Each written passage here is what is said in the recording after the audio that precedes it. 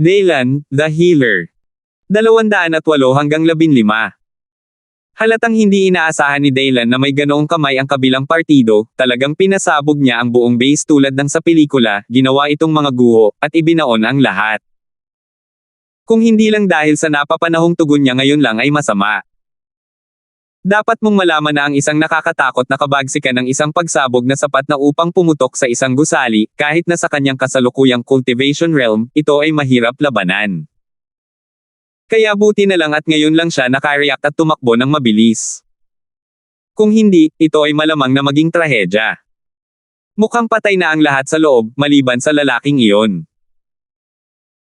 Napakunot noo si Daylan sa mga guho sa kanyang harapan habang hindi siya nakaimik, alam niyang baka hindi makatakas ang mga tao sa loob, maliban sa lalaking iyon. Kung tutusin, ito ang inisyatiba ng kabilang partido na gamitin ang pamamaraang ito, ibig sabihin, hindi man siya makalabas sa kanyang katawan ay tiyak na hindi siya mamamatay.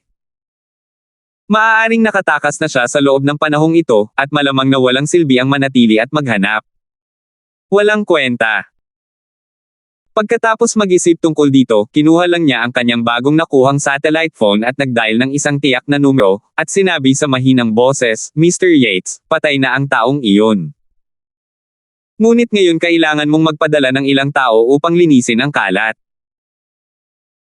Dapat malaman na kahit na ang gusali kung saan nakatago ang Humphrey Basement Experimental Base ay matatagpuan sa isang liblib na lokasyon, ang paligid ay masyadong mapanglo. Pero ngayon pa lang, sabihin na nating gumuho ang gusaling may taas na 10 metro, at tuluyang sumabog, at naroon din ang nakakabinging dagendong, na malamang kanina pa kumalat, at hindi maitago. Talagang kailangan para sa Flying Leopard na lumapit upang linisin ang kalat, kung hindi ay magkakaroon ng malaking balita bukas. Patay. Talaga, ayos lang, may ipapadala ako ngayon, ayan. Duo. Ang hindi makapaniwalang boses ni Head Yates ay nanggaling sa mikropono, at pagkatapos ay mabilis niyang ibinaba ang telepono at nakarinig ng isang beep. Nang makita ang eksenang ito, bahagyang umiling si Daylan, tumingin sa gilid ng mga guho, mamantong hininga, at pagkatapos ay tumalikod at umalis na may blankong mukha. Ang ganitong malaking kilusan ay tiyak na mag-aalerto sa local police station o public security bureau na darating, ayaw niyang madiskubre, para makaiwas sa gulo. Kasabay nito, sa isang kuweba sa isang malalim na bundok na mahigit 10 milya ang layo mula sa binomba na gusali, ang itim na lobo na may matutulis na mga mag-aaral ay lumabas mula sa isang elevator na tumataas mula sa lupa na may maputlang mukha. Sa sandaling ito, matagal ng punit-punit ang mamahaling terno sa kanyang katawan, at maging ang kaliwat kanang braso ay may iba't ibang nakakagulat na sugat, nahati ang laman at dugo at kitang-kita ang mga buto sa loob. Hindi ko maiwasang mapabuntong hininga, nanginginig ang katawan ko. Ngunit bukod sa sakit, ang mukha ng itim na lobo ay puno ng kaligayahan at sa natitirang bahagi ng kanyang buhay. Ang isa ay dahil ang kaayusan na itinakda niya sa pamamagitan ng kanyang sariling mga ideya at katalinuhan sa wakas ay gumana at nailigtas ang kanyang buhay. Pangalawa, bago niya sinimulang pasabugan ang pang-eksperimentong base, nakopya na niya ang lahat ng data ng maaga at matagumpay na naalis ito sa sandaling ito. Ito ang pinakamaswerteng lugar para sa kanya, dahil ang ibig sabihin ay nandoon pa rin ang lahat ng dati nilang research materials at hindi pa nawawasak. Sa ganitong paraan, kailangan lang niyang bawiin ang mga materyates na ito at ibigay sa mga matatanda. Pagkatapos ang kanilang mga eksperimento na kwalipikadong tawaging, mga creative, ay maaaring ganap na magpatuloy. Sa karamihan ay magtatagal pa ito. Bukod dito, sa karagdagan, may mabahong batang iyon na naglakas loob na salakayin ang ating Tiger Leopard Hall. Maghintay ka, babayaran kita. Hanggat matagumpay kung maibabalik ang mga materyates na ito at sabihin sa mga matatanda ang nangyari, mamamatay ka. Walang alinlangan, hindi na magkakaroon ng isa pang aksidente tulad ngayon. Hindi niya napigilan ang pagngangalit ng kanyang mga ngipin, ang kanyang mga mata na may bahid ng dugo ay puno ng pamatay na layunin, sobrang lamig. Malinaw na sa sandaling ito, lubos niyang napagtanto kung gaano nakakatakot ang lakas ni Dylan, at kahit ang kalahating hakbang na likas na tugatog ni Mr. Bale ay hindi niya kalaban, kaya kung siya lang, dapat walang bahagi ng pag-asa para sa paghihiganti. Ngunit iba ang matanda na iyon. Dapat alam mo na isa siya sa dalawang disipulo ng Tiger at Leopard Hall nila. Maging ito ay ang kanyang lakas o ang kanyang background, ito ay ganap na hindi maarok at imposibleng haka-haka. Kaya't ang isang nakakatakot na kalaban ng antas ng lakas ni Dylan, o sa iba, ay magiging kakilakilabot, makaramdam ng kawalan ng pag-asa, at maging walang kapangyarihan na gumanti. Gayunpaman, para sa mga matatanda sa kanilang pamilya, tiyak na hindi ito ang kaso. Dapat mong malaman na ang pinaka-nakakagulat na record ng kanilang pamilya noon ay ang pagpaslang sa isang sinaunang mandirigma na ipinanganak na malakas. Bagamat lamang ang kabilang partido ay baguhan lamang sa sinaunang martial arts, bagaman ang mga matatanda ng kanilang pamilya ay may lahat ng background, hindi nila alam kung ilang tao ang namatay. Ngunit ang problema ay kahit paano mo ito sabihin, hindi mabubure ang napakagandang record na ito. Ito rin ang tanging tiwala at pag-asa sa kanyang puso ngayon. Gusto mo pa bang bumalik? Ngunit sa sandaling ito, isang malalamig na boses na parang multo ang biglang tumunog sa kanyang mga tainga, at bigla niyang pinatay ang kanyang nakakapangilabot, galit na mukha, na parabang na-freeze, at pagkatapos ay hindi na kaya ng kanyang katawan. Sino? Sinong nandyan? Umalis ka dito. Hindi niya napilang umungol na may maputlang mukha, ngunit hindi niya inaasahan na may mga tao sa kuweba. Dapat mong malaman na ang backhand na iniwan niya sa simula ay talagang isang super top secret sa mga top secret, at imposibleng malaman ng mga tagalabas. Dahil ang mga taong nakilahok sa pangyayaring ito ay pawang mga patay, pinatay ng sarili niyang mga kamay, at inilibing sa tigang na bundok na ito. Oo, pero bakit? May mga boses pa sa kuwebang ito, at may mga tao. Sinabi mo bang lumabas ako? Muling umalangaw-ngaw ang makamulto na boses na iyon, at unti-unting lumitaw ang isang figure mula sa kadiliman. Nakita ko na ang figure ay humigit kumulang 1.8 metro ang taas, ngunit ang figure ay napakapayat, tulad ng isang multo, tahimik na naglalakad palabas ng kadiliman, na ganap na naaayon sa pakiramdam ng kadiliman. Nakasuot siya ng black lapel sweater at slender black pants. Siya ay itim sa buong katawan, ngunit ang kanyang nakalantad na balat ay mukhang lubhang mapatla, na parabang siya ay nagdusa ng pagkawala ng dugo, at mukhang napakamatalim. Oo, ikaw pala. Lord 7. Hindi inaasahan ni Heilang na ang kabilang partido ay silang 7, ang ikapitong pinuno ng kanilang Tiger at Leopard Hall. Agad siyang nagpanik at pawis na pawis. Gusto mong malaman kung ano ang sinabi niya. Talagang naglakas loob siyang palabasin ang respetadong 7 matatanda. Kailangan niyang malaman na ang kapantay ng mga matatanda sa likuran niya, siya ay alagad ng kanilang Panginoong Humphrey, at siya rin ay lubhang nakakasindak at nakakatakot. Umiral. Dahil ang kanilang mga Panginoon ay pumatay ng mga likas na powerhouse, ngunit ang iba pang 7 Sith Lords ay hindi nagpakita ng kahinaan. Ang mga nakamit ng kalaban sa taong iyon ay ang pinuno ng isang S-rank ability user. 7 Lords? Bakit ka nandito? Sa pag-iisip nito, bahagyang natarante si Heilang sa kanyang pag-iisip at nanginginig. You asked me. Siyempre nandito ako para hintayin ka. Malumanay na sabi ng aswang na tinawag na 7 Lords. Hintayin mo ako, ano pang hinihintay mo?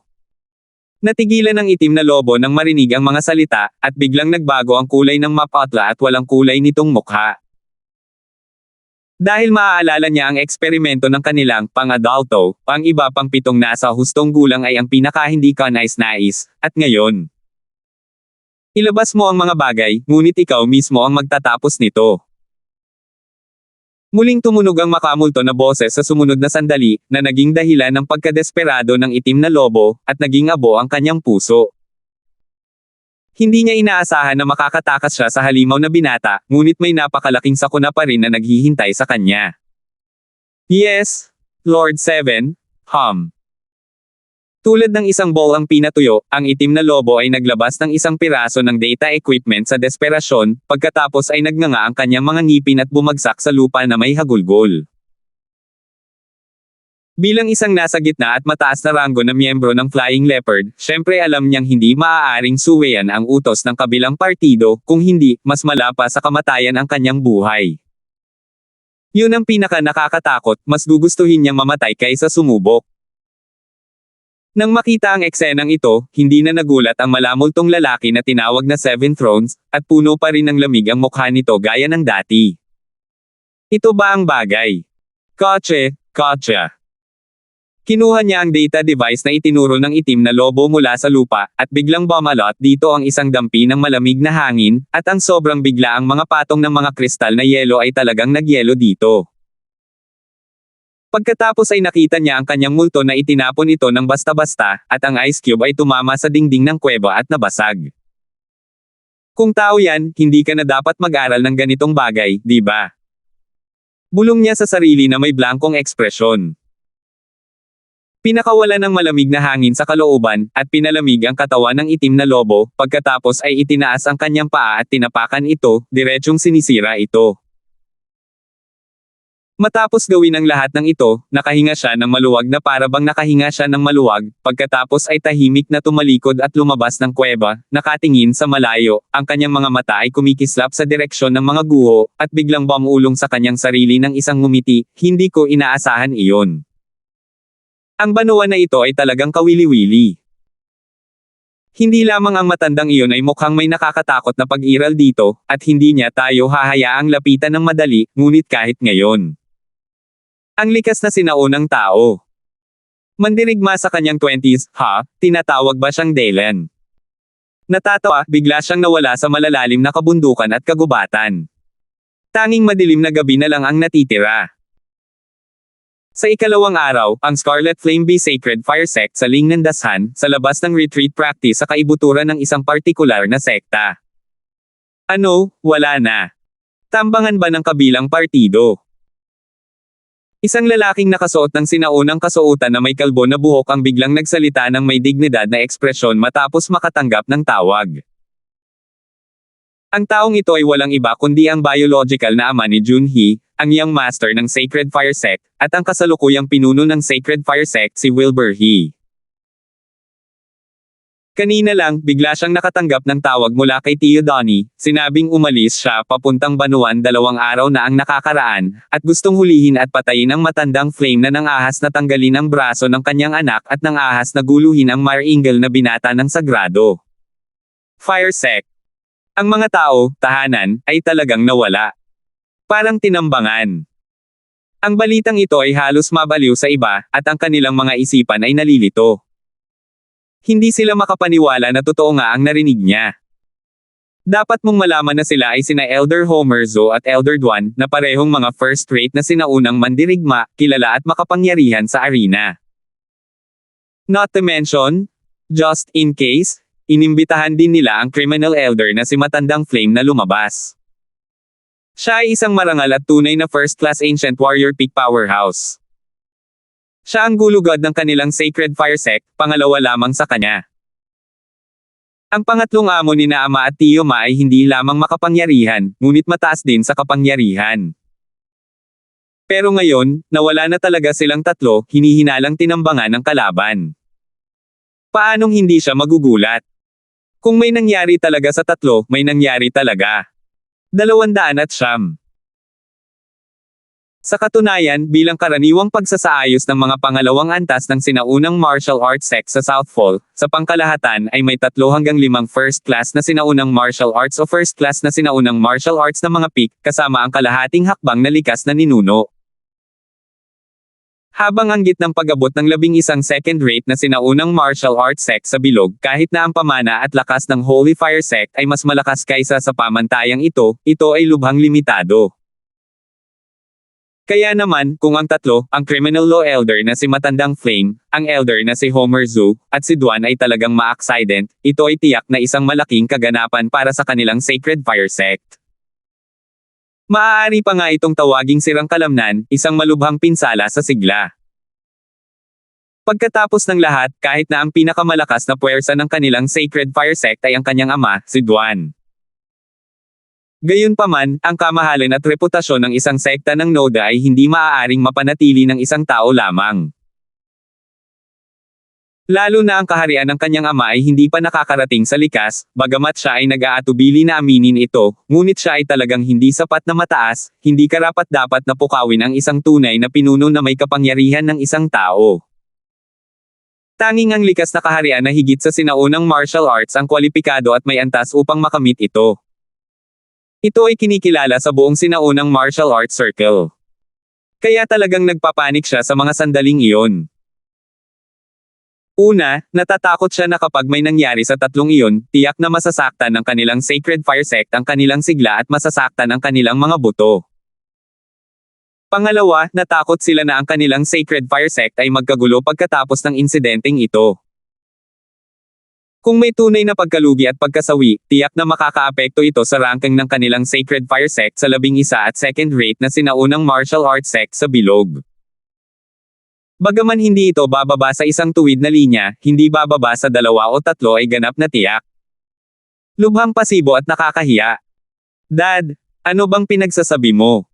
May nangyari ba? Tila narinig niya ang gulat na boses ng kanyang ama. Si Junhee, na may benda na nakabalot sa isang braso, ay pumasok na may pagtataka sa mukha. Malinaw, pagkatapos ng napakaraming araw ng pagtatanim at pagbibigay ng iba't ibang bihirang at kamangha-manghang mga gamot, ang enerhiya ng dugo na nawala ng kanyang hukbo na si Junhee ay halos hindi na naayos, hindi bababa sa kanyang mukha ay hindi masyadong mapotla, ngunit ang epekto ng putol na braso ay naruroon pa rin. Hindi lang malubhang nasugatan ang kanyang sigla, ngunit kahit na binawi ang kanyang putol na braso, tiyak na hindi na ito magiging kasing hands-on ngayong gabi, at tiyak na mas malala pa ito kaysa dati. Naturally, ang kanyang lakas at talento ay maaapektuhan din, at ang reputasyon ng dating henyo ay hindi karapat-dapat sa pangalan. Kaya ngayon ay kinamumuhian niya si Dylan mula sa kaibuturan ng kanyang puso, at hindi makapaghintay na putulin ang kanyang mga buto isa-isa, sunugin ang kanyang dugo, at kainin ang kanyang laman. Ganyan ang galit. Ano ba, mukha ka pang magtanong kung ano ang nangyayari, kung hindi dahil sa'yo, paanong mawawala si Old Flame at ang iba pa? Gayunpaman, ang kanyang ama na si Wilbur He ay biglang namutla nang marinig niya ang mga salita, at galit na naglakad sa looban habang nakatalikod ang kanyang mga kamay. Pacing. Malamang, alam na alam niya na kung hindi dahil sa kanyang bulag na anak, hindi ito mabubuo hanggang sa puntong ito. Dapat mong malaman na sila ang mga first class na sinaunang mandirigma sa kanilang Sacred Fire Sect. Ilan ang mayroon sa buong sekta?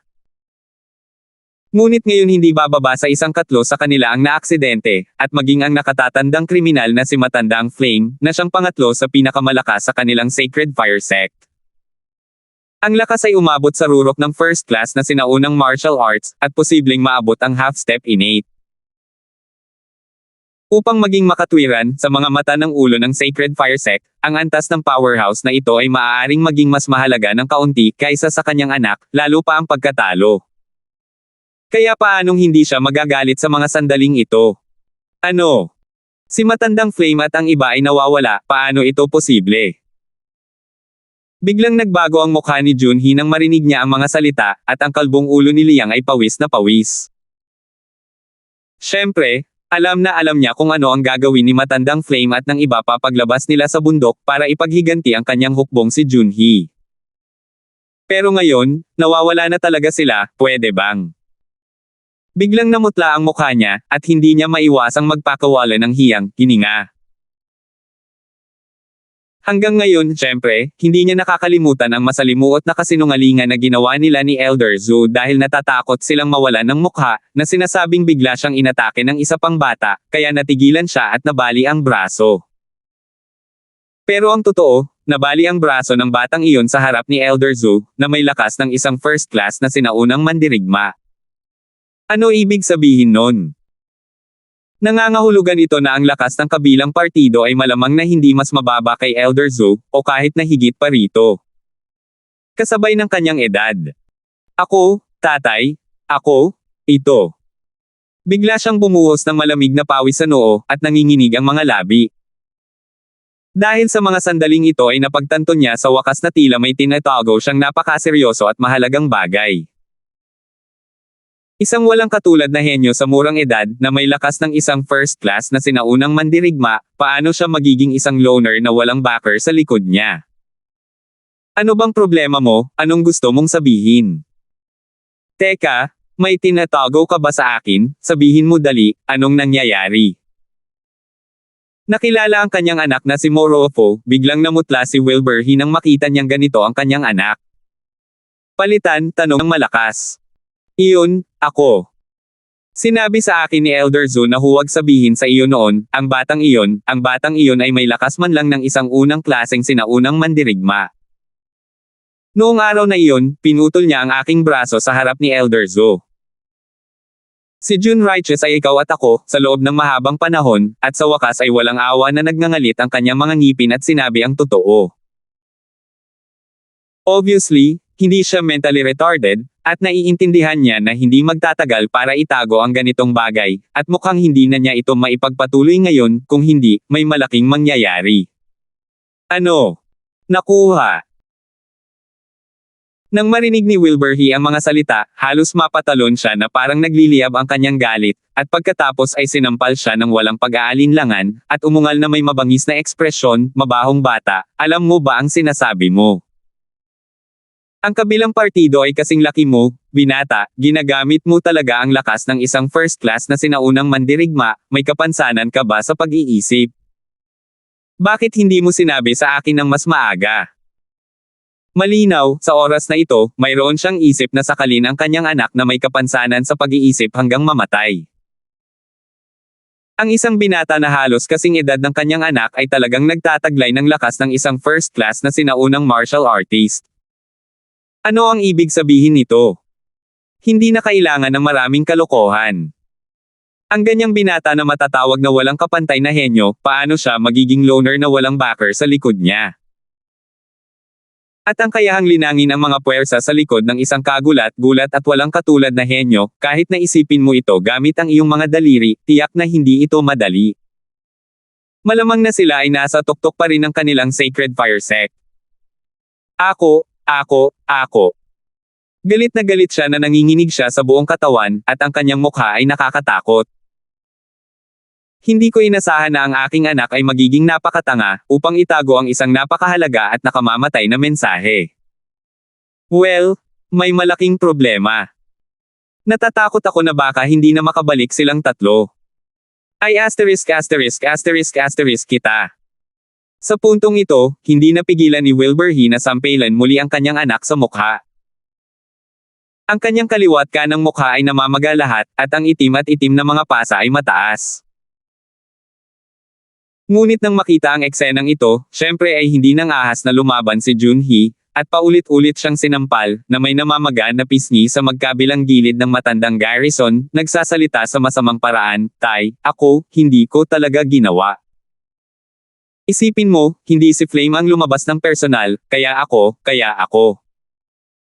Matandang Flame, kilala mo si Matandang Flame, sino sa tingin mo si Matandang Flame?" Kahit na siya ay may pinakamataas na lakas ng isang first class na sinaunang mandirigma, ngunit ayon sa sinabi mo lang, ang kapangyarihan sa likod ng batang lalaki ng kabilang partido ay malamang na hindi. Mas mababa sa ating sacred fire sect at malaki ang posibilidad na ito ang kanilang lumang pugad. Lalong iritadong sabi ni Wilbur nang makitang hindi pa rin masabi ng kanyang anak ng malinaw ang sitwasyon. Kung gayon, Itay, ano ang dapat nating gawin ngayon? Napatulala si Junhee nang marinig niya ito, at sinabi, "Paano gagawin kung paano gawin?" Si Wilbur ay sobrang irritable at nagpabalik-balik sa looban habang ang kanyang mga kamay ay nasa likod, ang kanyang mga mata ay labis na madilim at nagsabi, "Ang tanging paraan ngayon ay hintayin ang iyong lolo na matagumpay na makapasok sa likas na kaharian at makalabas." Sa oras na iyon, lahat ng problema ay malulutas, marahil ang kabilang partido ay magbabayad din ng isang tiyak na presyo. Matagumpay na nakalusot sa likas na kaharian at lumabas sa hangganan. Malaki ang tiwala niya sa kanyang sinabi, marahil dahil ang kanyang ama, ang ninuno ng Holy Fire Sect, si Duanshan, ay natisod sa isang matataas na antas na sinaunang martial art nang maglakbay siya ng malalim sa kabundukan ng Lingnan ilang buwan na ang nakakaraan, at siya maaaring isagawa ito hanggang sa punto ng pagiging likas. Malinaw, ito ay isang hindi mapapantayang magandang pagkakataon, at ganap nitong nalutas ang nakamamatay na butas ng kanilang Sacred Fire sect. Dahil sa mga tanikala ng pamamaraan ng pagsasanay, hindi ako maaaring magtanim hanggang ngayon. At ang kanyang ama, si Duan, ay kahangahangang talino at kamangha-mangha. Nalinang na niya ang 12 pangunahing antas ng pagiging perpekto ng banal na utos ng apoy, at siya ay isang susi lamang ang layo mula sa likas, isang pagkakataon. Kaya, ang susi na iyon, ang pagkakataong iyon sa wakas ay dumating, at nahulog ito mula sa langit. Kaya hindi siya naniniwalang mabibigo ang kanyang ama, at hindi man lang niya ito inisip. Anyway, magtatagumpay siya sa huli. Will. Tama, hintayin mong lumabas si Lolo, hintayin mo ang kanyang matanda na matagumpay na makalusot sa likas na kaharian at makalabas. Siguradong magtatagumpay siya. Ang kabisera, isang patio sa isang hutang sa dagat ng Pasipiko. Sa looban, isang matandang nakasuot ng costume mula sa Republika ng South Fall ang tahimik na nakatayo sa likod ng isang matandang naka-wheelchair. Ang una ay may kulay abong buhok, kulubot na balat, at may bitbit na maliit na kahon ng gamot sa kanyang likod. Ang taong ito ay walang iba kundi ang imperial na doktor sa Beijing na pumunta sa Jarlingnan upang makita si Mr. Dong sa unang lugar.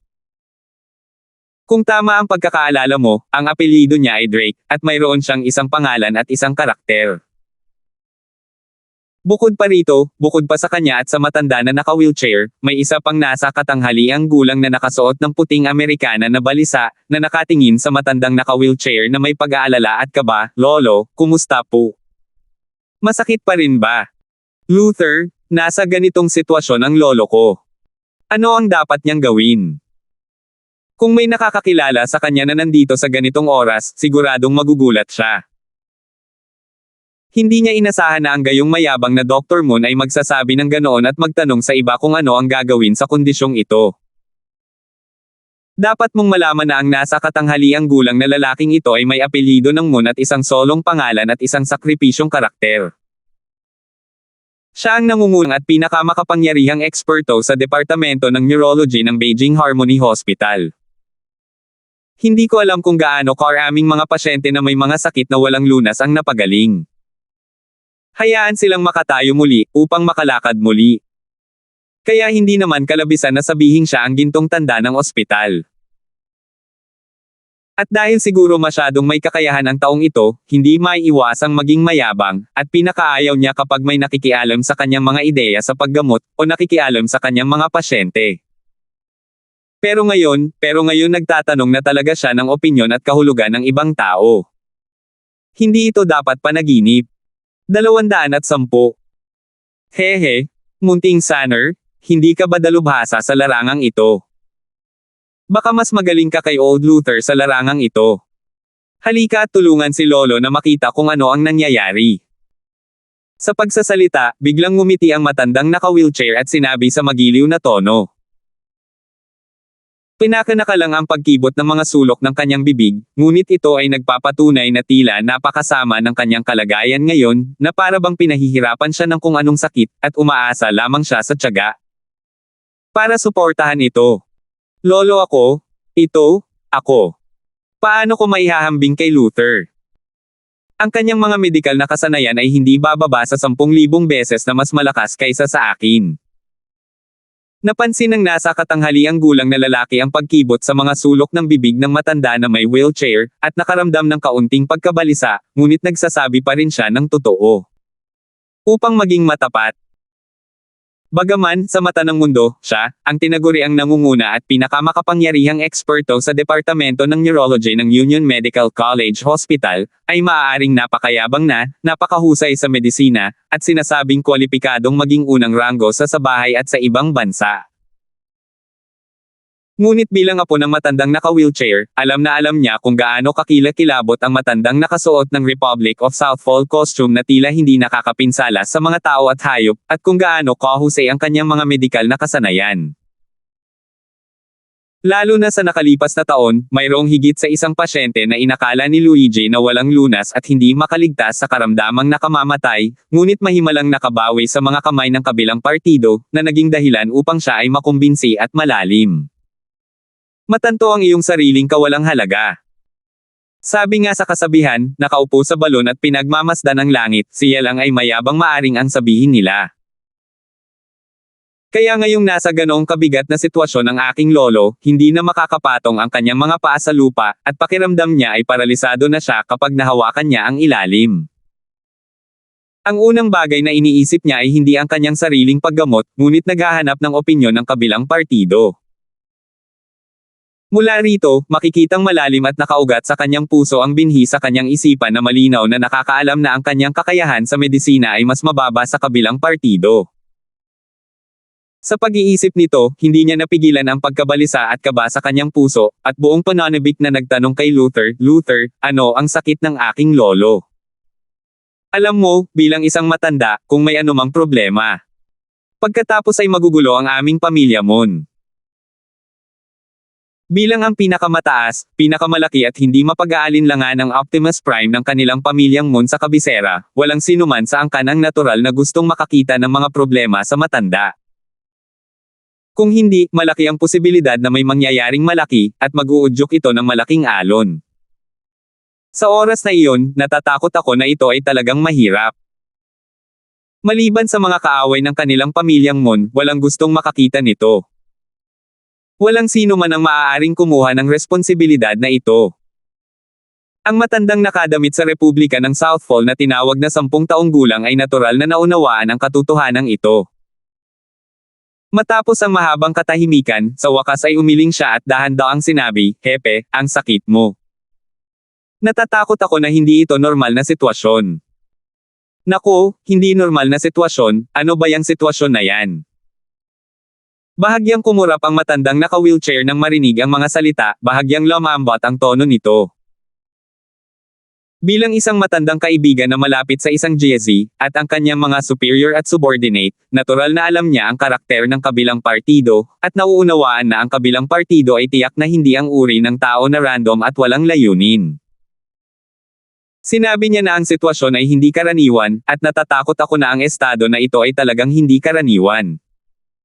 Hindi kaya naabot ng matandang ito ang kanyang deadline. Sa ganitong pag-iisip, hindi maiwasan ng matanda ang bakas ng kalungkutan sa kanyang maulap na mga mata. Walang gustong mamatay, at bilang siya, kung talagang darating ang wakas, tiyak na marami itong kasangkot. Nakalimutan ko ang natitira, natatakot ako na ang pamilya mon ay magdadala ng bigat ng epekto, at mabilis na papasok sa mababang pagbagsak at pagbaba dahil sa pagkamatay ng matandang ito. At sa oras na ito, kung walang sinuman sa mga inapo ng kanilang pamilyang mon ang makatayo at makasuporta sa sinag, natatakot akong lalala pa ang sitwasyon. Pero kahit ganoon, ang realidad ay ang realidad, dahil imposibleng hindi mamatay ang matanda. Hoy! Kalimutan mo na, magkakaroon ng sariling mga anak at apo ang mga anak at apo. Sa pag-iisip ng ganito sa kanyang puso, pilit na ngumiti ang matandang lalaki at sinabing, "Kuya Drake, sabihin mo lang ng diretso, kahit ano pa ang resulta, kayang kumapit ang matandang ito." "Lolo." Nagulat na sabi ni Luigi, isang nasa katanghaliang gulang na lalaki na nakasuot ng puting Amerikana, nang marinig niya ang mga salita. Hanggang noon, bigla niyang napagtanto kung ano ang ibig sabihin ng mga salita sa harap ni Luther. Paanong madaling masabihan ng mga matatanda sa ganoong tono? At malaki ang posibilidad na hindi iyon matanggap ng pamilya mon. Kapag naiisip niya ito, hindi maiwasang mamaatla ang ekspresyon ng mukha niya, hindi niya inaasahan na ganito ang mangyayari. "Yung chief, diretso lang ang sasabihin ko. Base sa mga obserbasyon ko ngayon, hindi ka dapat magkasakit, kundi uod." Dahan-dahang sumunod si Drake Lun. "Copworm." Biglang nagbago ang ekspresyon ng matanda nang marinig ang mga salita, mula sa pag-aakalang iluluwa niya talaga ang dalawang salitang ito mula sa bibig ng matandang kaibigan. Para naman sa nasa katanghaliang gulang na lalaki na si Luigi, natigilan siya nang marinig ang mga salita, "Ano? Copworm." Bilang isang bata na nabautismuhan ng advanced na edukasyon sa kanluran, bagaman narinig niya ang gayong mga salita ng mga Diyos at multo, hindi siya makapaniwala na talagang umiiral ang mga ito. Ngunit ngayon, ang mapamahing pahayag na ito ay talagang nagmula mismo kay Luther, at ang kanyang lolo ay napakasolemna at halatang naiintindihan. Ipinadama nito sa kanya na ang kanyang pangunawa ay nagdurusa ng hindi pa nagagawang epekto. Hindi kaya umiiral ang ilan sa mga mapamahiin at magulong kasabihang iyon sa sinaunang aking bansa. Matanda Drake, nagkakamali ka ba? Halos 30 taon na akong hindi nakakalabas ng kabisera. Ang mga lumang lason na iyon sa katimugang Xinjiang ay hindi nang ahas na pumunta sa kabisera para manggulo. Ngunit sa oras na ito, ang matanda ay nakasimangot at sinabi, na iniisip na ito ay isang maliit na problema. Hindi malamang. Hindi siya lumalabas sa kabisera sa loob ng 30 taon. Gaano man katapangan ang mga lumang lason sa katimugang hangganan, hinding-hindi sila maglalakas loob na pumunta sa kabisera para manggulo.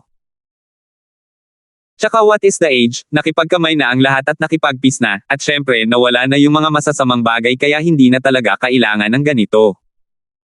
Ngunit paano kapag nasa southern border ka? Gayunpaman, nang marinig ni Luther ang mga salita, umiling siya at bumaantong hininga.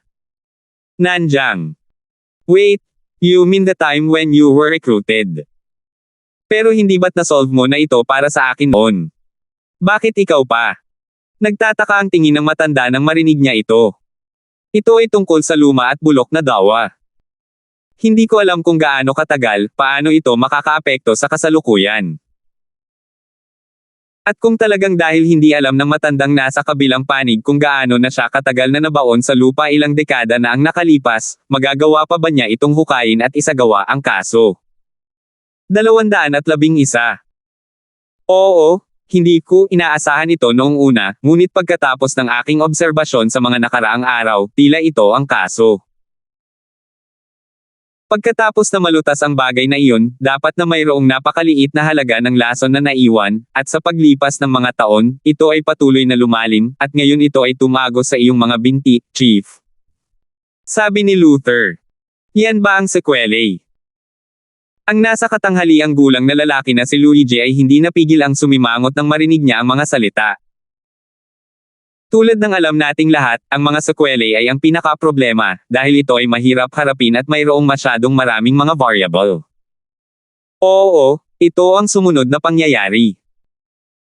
At kung ang sitwasyong ito ay hindi haharapin sa lalong madaling panahon, ang mga kahihinatnen ay malamang na maging lubhang mahirap at seryoso. Tumango si Luther. Ano? Nagbago ang ekspresyon ng nasa katanghaliang lalaki na si Luigi, hindi niya napigil ang hilahin ang mga manggas ni Luther at nanginginig, puno ng kaba at pagmamadali ang kanyang mukha. Luther, dapat may paraan ka para iligtas si Lolo, tama? Dapat mayroon kang isang iligtas mo si Lolo, tama ba? Matanda Drake, ganoon ba talaga kaseryoso ang sitwasyon? Sa kabaligtaran, hindi natakot ang matanda, at bahagyang sumimangot. Sir, medyo seryoso po ang sitwasyon. At hindi po ako magaling sa detoxification, lalo pa po ang lason nitong uod, na hindi katulad ng mga ordinaryong lason. So far wala pa po akong naiisip na paraan para lutisin ang problema, walang pahiwatig. Umiling si Luther at sinabing. Sa katunayan, hindi man lang niya naisip na ang lumang bulok na dawa mula sa napakaraming taon na ang nakalipas ay maaaring makaapekto sa ngayon. Talaga, ito ay medyo walang imak. At ang lason ng uod na ito ay talagang nakakalito, kung hindi, sa kanyang katayuan at antas ng medikal, hindi niya sasabihin ang mga bagay na iyon. Maging ang iyong matanda ay walang magawa, hindi ba, hindi ba? Ang mukha ng nasa katanghaliang gulang na si Luigi ay mapatla, at siya ay bumulong sa sarili sa takot. Hoy, little three? Huwag ka namang ganyan lolo mo, hindi pa ako patay, tsaka buhay, katandaan, sakit at kamatayan, may kanya-kanyang kapalaran, ang matanda ay nabuhay na mahigit 100 taon, at ako ay dapat masiyahan. Nang makita ang eksenang ito, inabot ng matanda at tinapik-tapik ang apo para aliwin ito. Lolo, hindi ko ibig sabihin iyon. Kung mapayapa ang pag-alis ng matanda mo, malulungkot man tayo, matatanggap natin, pero nakakalason ito. Hinawakan ng nasa katanghaliang gulang na si Luigi ang palad ng matanda. Nanginginig ang mga daliri, at sinabi ng ilan na huwag magsalita. Hoy, ang panahon ay kapalaran din, ang lahat ng ito ay mga batas lamang ng kalikasan. Siyempre naintindihan naman ng matanda ang ibig sabihin ng apo kaya hindi niya napigil ang umiling at bumantong hininga. Sir, hindi ko pa natatapos ang mga salita ko. Bagamat wala akong magawa dito, may pagkakataon pa rin para sa bagay na ito. Naaalala mo ba ang binata na binanggit ko sa iyo noon? Sa oras na ito, biglang ibinuka ni Luther ang kanyang bibig at sinabi. Ang ibig mong sabihin ay pagalingin ang binata na taga-Old Dong. Yung taga-Banuan. Siyempre, naaalala pa rin ng matanda ang binata na madalas binanggit ni Luther nitong mga nakaraang araw, at pinagaling ang nakamamatay na karamdaman ng matandang Dong na nagligtas sa kanyang buhay noon. At para makuha ang kanyang pagpapahalaga, hindi ito madaling bagay. Dapat mong malaman na kahit noong siya ay bata pa, ang kanyang apo na si Luigi, na kinilala bilang isang henyo ng maraming eksperto sa medisina sa loob at labas ng bansa, ay hindi kailanman pinuri ng labis ng kabilang partido, at higit sa lahat ay basta-basta niyang sinabi ang ilan. Mga salita. Ngunit ngayon, sa kanyang katayuan at kasanayan sa medikal, siya ay interesado sa isang binata mula sa kabilang panig, kaya't wala siyang pagpipilian kundi ang hindi pansinin ito. May kakayahan kaya ang binata mula sa Banuan City, Jarlingnan Province na lutisin ang gulo sa kanyang katawan ngayon. Tama, siya iyon. Bahagyang tumango si Luther nang marinig niya ang mga salita, at pagkatapos ay nagpatuloy sa isang buntong hininga, bagaman hindi ako makapaniwala, at hindi ko pa nakikilala ang binatang iyon, mula sa dalawang pakikipag-usap ko sa kanya noon. Ang mga medikal na kasanayan ng binata ay malamang na kasing husay ng sa akin. Paano ito posible? Luther, ikaw ang pinuno ng aking Southern Medical Church, at ikaw ay ganap na kwalipikado na tawaging Taishan Beidou sa larangan ng medikal sa mundo sa mga tuntunin ng tradisyonal na panggagamot na Southern. Kahit gaano ka pa kabata, gaano ka pwede ka bang ikumpara sa'yo? Gayunpaman, nang sabihin niya ito, siya gayunpaman, bigla siyang nagambala ng isang nasa sabik na nasa katanghaliang gulang na lalaki, na hindi naniwala. Sa mahigpit na pagsasalita, bilang isang bagong henerasyon sa domestic medical field, si Luigi ay natural na isang leader ng nakababatang henerasyon. Ngunit ngayon, sinabi ni Luther, ang pinuno ng marangal na Southern Medical Church, na mayroong isang binata na malamang na hindi mas mababa sa kanya ang mga kasanayang medikal. Ano ang ibig sabihin nito? Nangangahulugan ito na kung ito ay totoo, hindi ba may isang taong nasa parehong edad na may mas malakas na kasanayang medikal kaysa kay Luigi? Kahit na may pagkakaiba sa pagitan ng Southern at Western medicine, ito ay ginagawang medyo hindi katanggap-tanggap, iniisip na imposible. Little Saner. Ngunit sa sandaling ito, bigla siyang pinagalitan ng matanda na may seryosong ekspresyon. Ang mabait na mukha niya noon ay ganap na nawala, napalitan ng isang uri ng pagiging mahigpit, isang uri ng kamahalan. Naalala ko, minsan parang sinabi ko sa iyo na isaisip mo ang 8 karakter ng there are people outside people and there are heaven outside people, nakakalimutan mo na ba ngayon? Napatingin ang matanda sa apo at dahan-daang sinabi. Yes, I'm sorry. Lolo, hindi ko nakalimutan. Biglang naging matalino si Luigi nang marinig niya ang mga salita, iniyuko ang kanyang ulo at humingi ng tawad. Bilang isang inapo ng pamilya Mon, syempre naiintindihan niya na ang pagkakataong ito ay hindi biro, ngunit talagang galit ang matanda, kaya medyo nag-aalala siya, ngunit hindi niya maiwasang mag-isip ng seryoso. Maaaring may isang binata sa mundong ito na maaaring maging napakalakas, ang kanyang mga kasanayan sa medikal ay maihahambing sa isang 10 taong gulang na nabuhay ng higit sa 100 taon, ito ba, ito. Posible talaga. Little Saner, ang modesty can make people progress. This is a wise saying left by our ancestors, but don't forget it. At saka, sa paningin mo, siguro malakas na ang mga medical skills ko, even I thought so at dagayunpaman, sinabi sa akin ng katotohanan na ito ay pagmamataas lamang ni Yelang. Dahan-daang hinaplos ng mga tuyong daliri ni Luther ang maliit na kahon ng gamot, at bahagyang kumislap ang kanyang mapupungay na mga mata, na nambalik sa alaala, at sinabing, maaari kang maniwala na mahigit 10 taon na ang nakalipas, nakipagsugal ako sa 5 tao sa mga medikal na kasanayan, at bilang resulta, natalo si Lin Zon sa 5 sunod na laro at mas bata sa akin ang kabilang panig. Ano? Sa sandaling lumabas ang mga salitang ito, hindi napigilan ni Luigi na matigilan, at ang kanyang bibig ay agad na lumaki at hindi makasara ng mahabang panahon.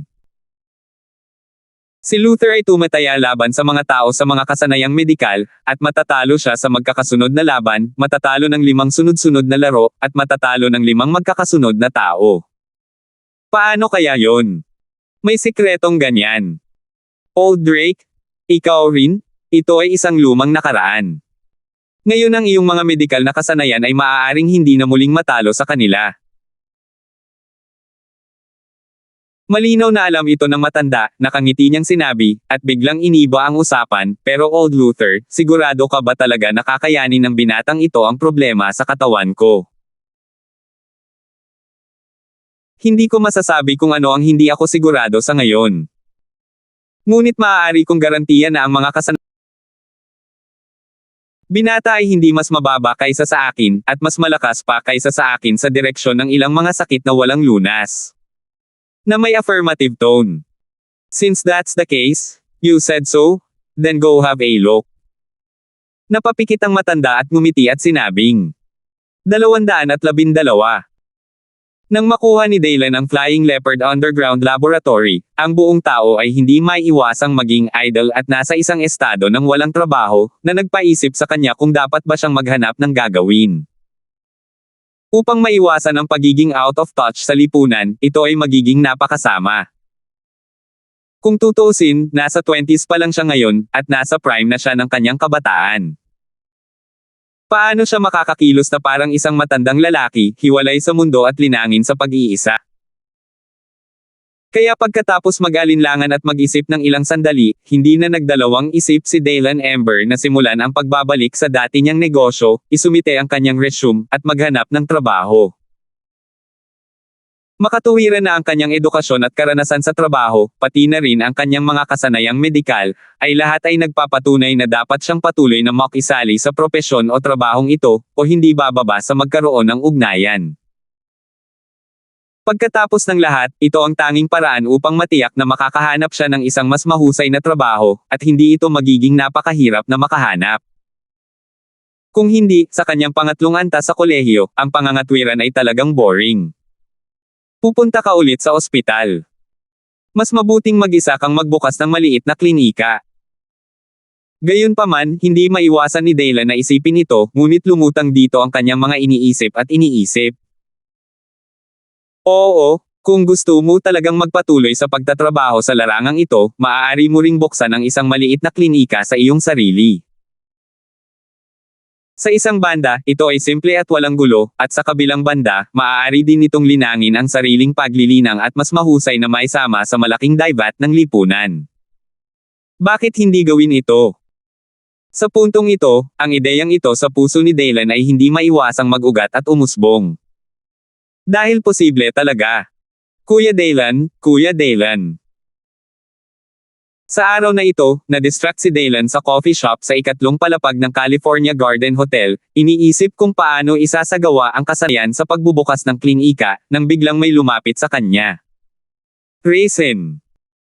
Narinig ni Daylan ang mga salita at tumingin sa gilid, ngunit nalaman na papasok si Raisin Holmes mula sa entrance ng cafe.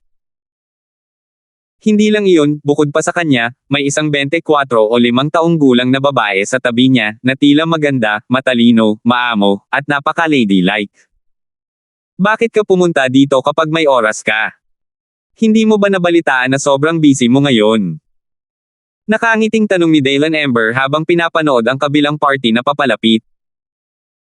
Kamakailan, si Mayor Troy Holmes, ay nanirahan sa posisyon na iyon, at siya ay paspusang magtatrabaho. Bilang resulta, sina Raisin at Troy Holmes ay walang exception. Siya ay naging focus ng atensyon ng nakababatang henerasyon sa Banuan City, at ang mahal ng matataas na uri. Lahat ng partido ay gustong magkaroon ng ilang pagkakaibigan sa kanya. So this guy should be very busy lately, bakit may time ka pang puntahan siya? Kuya Daylan, ang sinabi mo, kahit gaano ka ka-busy, hindi kita makakalimutan. I came to you specific today. This is an invitation, please accept it. Naglabas siya ng imbitasyon at ibinigay sa kabilang party. Invitation, ikakasal ka na kaya? Kung hindi mo ipapakilala ang taong ito, napakaganda mo, young Master Raisin, ang swerte mo. Pabirong kinuha ni Daylan Ember ang imbitasyon. Kuya Daylan, tinatawanan mo na naman ako. Nandito na si Carol. Ipapakilala kita. Si Daylan Ember ito, Kuya Daylan. Kuya Daylan, girlfriend ko ito, Carol Yang. Magiliw na sinabi. Daylan kuya, hello, my name is Carol Yang. My friends usually call me calling directly. You can also call me that. Nice to meet you. Nais ni Carol Yang na tawagan ang pangalan ni Daylan ng direkta, ngunit natagpuan ang kanyang kasintahan, ang anak ng marangal na alkalde ay talagang binigyan siya ng isang kindat, at agad na binago ang kanyang tono at masigasig na sinabi. Kasabay nito ay palihim pa rin niyang pinagmamasdan ang lalaking nasa harapan niya. Alam mo, kahit anak ng mayor ang boyfriend niya, kahit si Carol Yang mismo, anak din siya ng department head ng organisasyon ng lungsod, at hindi mahina ang status niya. Hindi ko inaasahan na baliw akong sumenyas ni Raisin na igalang ang isa't isa at kausapin siya. Sa tapat ni Kuya Daylan. Magkaroon ng kamalayan na sa kanilang lupon, ang salitang kapatid, ay may iba't ibang kahulugan. Nangangahulugan ito na ibababa ang ulo ng isa, marahil higit pa sa isa. Pero ang tanong, bilang boyfriend niya, anak ng mayor ng lungsod na ito, paano? Hello, nice to meet you. My name is Daylan Ember. Ngumiti si Daylan Ember at nakipagkamay sa kanya. Nang makita ang eksenang ito, agad nang ngumiti si Raisin at sinabing, Brother Daylan, ganito ang kaso, hindi ba kakapromote lang ng tatay ko, at ngayon ang kanyang ika-45 kaarawan, kaya nag-set up siya ng table sa hotel. Ngayong gabi sa Peony Hotel sa Haijang District. Birthday ni Uncle Holmes. Natigilan si Daylan nang marinig niya ang mga salita, at agad na binuksan ang imbitasyon at nalaman na iyon ang liham ng imbitasyon na isinulat mismo ni Troy Holmes, na nag-aanyaya sa kanya kay Daylan na maghapunan sa Peony Hotel sa Haijang District ngayong gabi. Young Master Raisin, sa tingin mo ba ay angkop para sa akin na pumunta sa hapunan ngayong gabi? Hindi naman lahat ng matataas at mababang opisyal mula sa Banuan, tama ba? Kung gayon, hindi ba nakakahiya na pumunta ako? Gayunpaman, nag-alinlangan siya ng ilang sandali. Bagamat batay sa kanyang pakikipagkaibigan sa kabilang partido, ang ika-45 na piging ng kaarawan ng kabilang partido ay dapat upang batiin siya.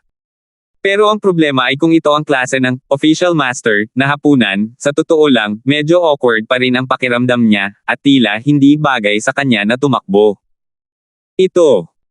At natigilan si Carol Yang nang marinig niya ang mga salita, ngunit hindi niya inaasahan na masasabi niya ang mga ganoong salita mula sa kanyang katapat.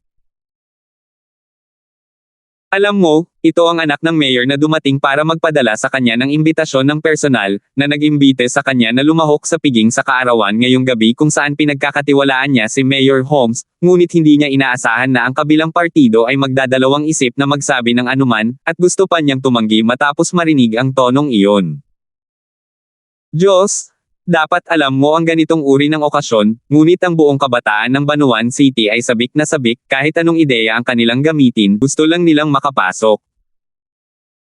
Pero ngayon, si Daylan Ember, na halatang kasing edad nila, ay halatang nakakainggit na pagkakataon at nakakainggit na paninindigan, pero nagdadalawang isip pa rin siya, kung gusto niya o hindi.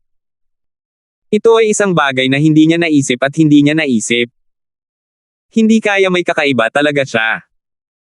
Kuya Daylan, huwag kang mag-alala dahil isa itong pribadong hapunan, at ayaw ng tatay ko na maging masyadong publiko, kaya ang mga imbitasyon ngayong gabi ay lahat ng kakilala, tulad ni na Uncle Garrison, Uncle Moon, at iba pa. Nagpaliwanag kaagad si Raisin. Halatang natatakot talaga siya na hindi niya makumplito ang gawain. Dapat mong malaman na ang kanyang ama ay maaaring direktang magbigay sa kanya ng isang death order bago dumating. Kung ito ay hindi isang hindi mapaglabanan na kadahilanan, ang kapatid na si Daylan ay dapat imbitahan, kung hindi, si Raisin ay magiging mas mahusay. Siyempre, kahit na ito ay isang pagmamalabos lamang, alam na alam din niya Raisin kung ano ang iniisip ng kanyang ama. Dapat alam mo na kahit ang kanyang ama ay nakaupo na sa ganitong posisyon. May relasyon daw siya kay Dylan, at iba pa, super boss, kung wala siyang magandang relasyon sa kanya, kanino siya magkakaroon ng magandang relasyon? Hindi naman tanga ang tatay niya, natural na alam niya kung ano ang gagawin. Well, tonight, the Peony Flower Hotel in Haijiang District, right? I'll be there on time. Oh, yes, thank you for your trip in person. Nakangiting sabi ni Dylan. Kuya Dylan, masyado kang magalang. Kung hindi lang dahil sa takot na magkagulo ka, gusto ng tatay ko na gawin ito ng personal. Tuwang-tuwang sabi ni Raisin matapos itong marinig. Natupad ang misyon. Malinaw, para kay Dylan na tanggapin ang imbitasyon ng kanilang pamilyang Holmes at pumunta sa Peony Flower Hotel sa Haijiang District upang batiin ang kanyang ama ngayong gabi, ito ay isang kagalakan para sa kanya at sa kanyang ama. Bagay. Oy, orihinal na gustong patakbuhin ni Mayor Holmes ang paglalakbay na ito ng personal. Ngunit nang marinig ni Carol Yang ang mga salita, hindi niya napigil ang huminga ng malalim, baka sa kanyang maselang mukha ang pagkagulat. Ito. Biro lang. Ano ang kalagayan ni Mayor Holmes? Paano siya magiging handa na personal na magpadala ng liham ng imbitasyon upang imbitahan ang isang binata sa kanyang piging sa kaarawan? Upang malaman kung ano ang ibig sabihin nito, siya, ang anak ng ministro ng kagawaran ng organisasyon ng lungsod, ay dapat na napakalinaw. Gayunpaman, may history kaya talaga ang binatang ito, pati si Mayor Holmes ay solemn na ang pakikitungo sa kanya, kaya naman naging magalang ang boyfriend niyang si Raisin mula simula hanggang dulo, kahit medyo magalang. Ito ay simple, hindi ka panipaniwala. Kaya nga, Kuya Dylan, hindi kita iistorbahin. Aalis ako kasama si Carol. Pupunta tayo sa Peony Hotel sa gabi, naghihintay sa iyo. Sa sandaling ito, muling nagsalita si Raisin, at natapos na ang mga salita. Nakangiting hinayla siya palayo. Hanggang sa lumabas siya ng coffee shop sa ikatlong palapag ng California Garden Hotel na medyo natigilan si Carol Yang, at pagkatapos ay hindi niya maiwasang ma-curious at nagtanong, Raisin, itong si Dylan, ano ba talaga? Espesyal kitang dinala para makita siya ngayon, kung sakaling magalit ka sa kanya sa hinaharap ng hindi mo alam. Sabi ni Raisin. Natigilan si Carol Yang nang marinig niya ang mga salita, ngunit hindi niya maiwasang pigilan siya. Raisin, masyado ba itong exaggerated gaya ng sinabi mo? Sabihin mo sa akin kung ano ang kanyang pinagmulan, senior ba ito sa kabisera? Okay, stop guessing. I can't tell you what Brother Dylan is about, because I only know the tip of the iceberg. Gayunpaman, isa lang ang kailangan mong tandaan, iyon ay, hanggat may sinabi si Brother Dylan, kahit sino pa ang ibang partido, gagawin ng tatay ko ang lahat para suportahan siya ng walang pag-aalinlangan, sinabi niya ang mga salitang ito sa harap ko. Saglit na nag-alinlangan si Raisin, at sinabing may seryosong mukha. Kung hindi dahil girlfriend na niya ngayon si Carol Yang, hindi niya masasabi ang ganoong bagay na confidential. Kanya. Si Carol Yang ay itinuturing na isang pangunahing tauhang babae sa inner circle ng Banuan City, ngunit hindi pa rin niya maiwasang maging tanga nang marinig niya ang mga salita ni Raisin, at lumanghap ng malamig na hangin. Dapat mong malaman na ang mga talumpati sa mga lokal na opisyal na bilog ay palaging napaka-partikular, at lahat ng mga talumpati ay kalahati ang sinabi at kalahati ang natitira, na nag-iiwan ng puwang para sa kalayaan. Ngunit ngayon, mismong ang marangal na mayor na si Holmes ang nagsabi ng ganoong klase ng mga salita, at ginamit pa niya ang salitang gawin ang lahat ng iyong makakaya. Maiisip na kung may makasakit kay Dylan, hindi maiiwasang maranasan niya ang galit ni Mayor Holmes. Pero ngayon, mas nakakatakot pa ang nangyari, dahil mismong si Mayor Holmes ang nagsabi ng mga salitang iyon. Ang masaktan si Dylan ay ang masaktan siya. Ito ay simpleng hindi ka panipaniwala. 213. Mabilis na lumipas ang oras, at pagkatapos ay dumating ang ika-45 na piging sa kaarawan para kina Troy Holmes at Holmes Shichang sa gabi. Matandang Holmes, matandang kaklase, darating ba talaga si Mr. Ember ngayong gabi? Ang chairman ng hotel na si Troy Holmes, Renan Garrison, at Hansel Zhou ay nakaupo sa isang mesa, naiwan ang kalahati ng mesa na bakante, at nakita lamang ni Renan Garrison na humina ang kanyang boses sa sandaling ito. Bakit, hindi ka pa rin naniniwala sa akin? Tinanong ko si Xiaofeng na ipadala ang post ng imbitasyon sa tanghali. Kung hindi ako natatakot na maging masyadong bongga, pumunta ako doon ng personal. Mahinang sabi ni Troy Holmes. Hindi naman sa hindi ako naniniwala, pero matagal ko nang hindi nakikita si Mr. Ember.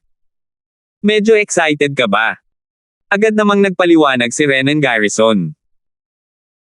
Pagkatapos niyang magsalita, huminto siya sandali, at hindi napigil ang magpakita ng misteryosong ngiti, at sinabing, hindi ko nabanggit sa iyo noon na ang pamilya Chen, isang mayamang pamilya sa Hong Kong, ay pumunta sa aming banuan. Medyo naguguluhan ako noon, pero pumunta sila rito. Ano ang ginagawa natin sa liblib na bundok tulad ng banuan, pero hindi sinasadyang nahawakan ko sila 2 araw na ang nakakaraan, hulaan mo kung sino iyon. Baka naman dahil doon, Mr. Ember. Hindi mapigilan ni Hansel Zhu na magulat nang marinig niya ang mga salita. Hindi siya tanga, malinaw na sinabi ni Renan Garrison, paanong hindi niya ito mahulaan. Tama, dahil kay Mr. Ember. Hindi ko akalain na maimpluwensyahan ni Mr. Ember ang isang mayamang pamilya tulad ng pamilyang Chen sa Hong Kong. Dapat alam mo na kahit ang industriya ko ngayon ay hindi gaanong mahalaga kumpara sa kabilang partido. Paghahambing. Kinailangang bumantong hininga si Renan Garrison nang marinig ito. Isa siyang negosyante, kaya mas naiintindihan niya kung ano ang ibig sabihin ng ranggo ng pamilyang Chen sa Hong Kong. Nangangahulugan ito na hindi bababasa ang pamana at lakas ng pagiging isang internasyonal na metropolis sa Hong Kong ay ganap na naiiba sa backland tulad ng banuan, at masasabing hindi ito sa parehong antas. I don't think it's strange that an urban man like Mr. Ember has great influence. Okay, just wait patiently. Since sinabi ni Mr. Ember na pupunta siya ngayong gabi, siguradong hindi niya sisirain ang pangako niya. Nakangiti gamit ang mga mata. Kasabay nito, sa lobby sa unang palapag ng Peony Hotel, pupunta sana si Dylan sa elevator, ngunit biglang may nakasalubong na kakilala. Dylan Ember, ikaw ba yan? Tanging isang nagulat na boses ang lumabas sa kanyang tainga. Lumingon si Dylan at nakita niya na sa rest area ng hotel na hindi kalayuan, may isang matangkad at matipunong binata na nakatingin sa kanya na nagtataka. Bigla niyang sinabi ng hindi inaasahan, Leroy, ikaw ba yan? Ang matangkad at matipunong binata sa kabila ay talagang kaklase niya noong high school. Sa oras na iyon, napakahusay nilang naglaro, madalas na nag-aaway, lumabas ng internet cafe sa kalagitnaan ng gabi upang mag-surf sa internet, at iba pa. Lahat ito ay napakahalagang mga alaala. Kung hindi lang may biglang nangyari sa kabilang partido at diretsyong nawala noong 3rd year high school, siguradong magkasundo sila ngayon, at napakaganda ng kanilang relasyon. Kung ikaw talaga, dito ka rin kumain. Hindi ko akalain na after so many years in a blink of eye, hindi pa rin nagbabago ang anak mo, at hindi tumatangkad, hahaha. Nang makitang si Dylan iyon, hindi napigilan ni Leroy ang panunokso gamit ang tono ng boses. Isang pahiwatig ng tandang. Noon, matalik niyang kaibigan si Dylan Ember noong high school, ngunit kailangan niyang umalis sandali sa Coastfield County dahil may nangyari sa kanilang pamilya mamaya. I really wanted to officially since then, naputol na rin ang connection nila. Siya ay bumalik sa Coastfield County na maraming beses upang hanapin ito, ngunit nalaman na ang kabilang partido ay umalis din sa Coastfield County, at walang video na balita, hanggang ngayon. 1.8 meters ang taas ng panganay ko. Tama na. I'm very satisfied. Nahihiya kang sabihin na nawala ako ng walang salita at galit. Okay ka lang ba? Nagtanong. Hindi siya tanga, naiintindihan niya na dapat may dahilan ang biglaang pagkawala ng pamilya ng kabilang partido. Well, okay lang. Napasinghot si Leroy nang marinig niya ang mga salita, at biglang nakaramdam ng kaunting pamumula sa kanyang mga mata. Aaron, oy, Dylan Ember, magkakilala ba kayo? Sa sandaling ito, isa pang nagulat na boses ng babae ang dumating. Nagulat si Dylan nang marinig niya ang mga salita, tumingin sa direksyon ng boses, at ang kanyang ekspresyon ay naging kakaiba. Jenny, ikaw. Tumingin siya sa dalawa nang may makitid na tingin, at nalaman niyang parang siya. Upang malaman ang isang bagay na kawili-wili nang hindi sinasadya. Bagay. Jenny, ito ang kaklase ko sa high school, magkakilala ba kayo?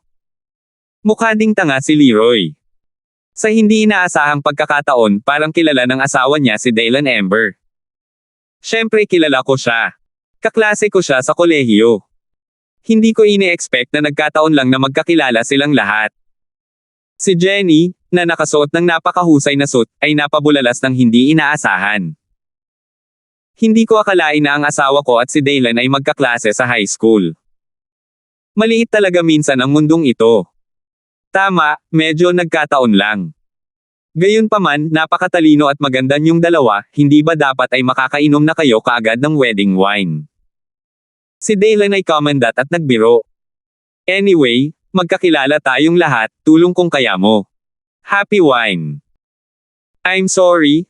I'm afraid you'll be disappointed, kasi nagbangkot na tayo at kasal na tayo.